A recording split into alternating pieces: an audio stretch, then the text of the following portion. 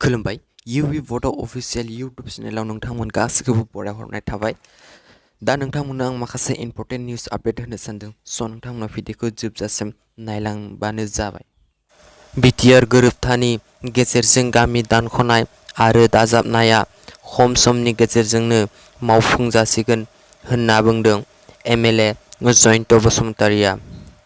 BTR गोरोबथानि गेजेरजों गामि दानख'नाय आरो दाजाबनाय खामानिया थाबैनो जागोन बुंबाय थादों। BTR गोरोबथाया दिनै 2.5 बोसोर बारलांबाय, जायनि थाखाय सानजाहा सिमा बारायनाय खामानिया थालांसिगोन नामा? बे सोंलुआ बर' बिमानि गेजेराव सोंलु जाखांदों। आरो खनसेबाव बुंबावदों, BTR गोरोबथाया 2.5 बोसोर जालांबाय।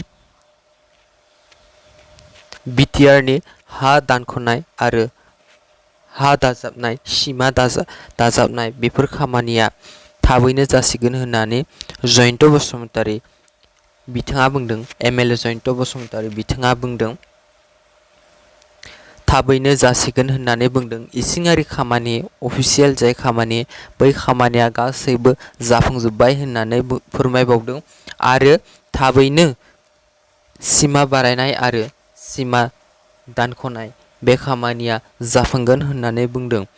नाथाय दिनैसिम नायनो थाङोब्ला 2.5 बोसोर बांबायानो BTR गोरोबथाया, थेवबो दासिमबो बुंबाय थादों, नाथाय मावना दिन्थियाखै। बेनो बर'फोरनि गेजेराव सोंलु जाखांदों जे BTR गोरोबथानि हा दानख'नाय दाजाबनाया थालांसिगोन नामा होननानै।